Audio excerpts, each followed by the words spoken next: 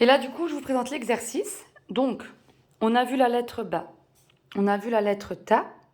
Donc là, je vais faire un exercice en utilisant que ces deux lettres-là. Comme ça, vous allez pouvoir les assimiler. Donc, comme la dernière fois, je vais vous laisser faire pause. Voilà. Donc là, vous pouvez faire pause. Voilà. Faites une capture d'écran, vous recopiez l'exercice. Et là, je vais faire le corriger tout de suite. Et vous, avant, quand vous avez fait pause, quand vous avez écrit dans votre cahier, vous allez vous entraîner. Vous allez essayer de lire tranquillement. Pour les premières lettres, vous pouvez vous servir, pardon, vous aider de vos notes. C'est pas un problème. Au fur et à mesure, vous allez voir, quand ce sera assimilé, vous en aurez plus besoin. Donc pour le premier mot. Le premier mot, comme je dis, qui n'existe pas. Le premier mot, voilà, on repère la lettre ba avec le point en bas et avec la fetha. Donc là, ça fait ba. Ensuite, on repère la lettre ta avec deux points au-dessus et la damma. Donc là, ça fait batou. Donc, batou. Le deuxième mot. Le deuxième mot, on repère la lettre ta avec les deux points au-dessus avec la kasra. Donc là, ça fait ti. Là, c'est la lettre ba avec le soukoun. Donc là, ça fait ti, be. Et là, encore la lettre ba avec le alif et les deux fetha. Là, ça fait ben. Donc ça fait tib ben. Tib ben. Troisième mot.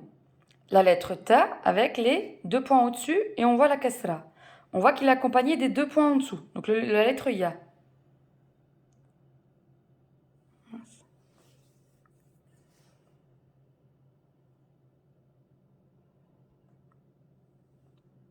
Donc excusez-moi.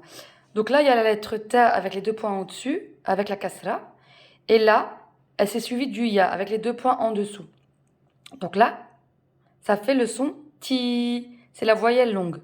On reste plus longtemps dessus. Et là, on repère tout de suite qu'il y a une deuxième voyelle longue. Pourquoi? Mais avec une autre lettre, la lettre ba. Il y a le point en dessous, avec le grand waw et la petite damma.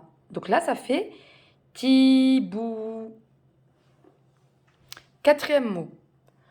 La lettre ba avec le point en bas, accompagné du elif et d'une fetha. Donc là, ça fait le son ba.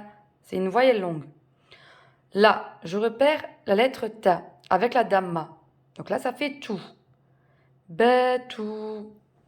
Enfin, je repère la lettre ba avec le point en dessous et à la kasra. C'est accompagné du ya, donc avec deux points en dessous. Donc je sais que c'est la voyelle longue. Donc là, je sais que ça fait bi. Donc le mot ensemble, dans son ensemble, on va le lire. Ba, to bi. Et enfin, le cinquième mot, je repère la lettre ta avec le alif et la fetha. Donc là, on dit ta. Ensuite, je repère encore une fois la lettre ta avec la kasra. Donc là, ça fait tati. Et enfin, la lettre ba avec le point en dessous et les deux damma. Ça fait boun. Donc là, on dit ta ti boun. Ta ti boun. Voilà.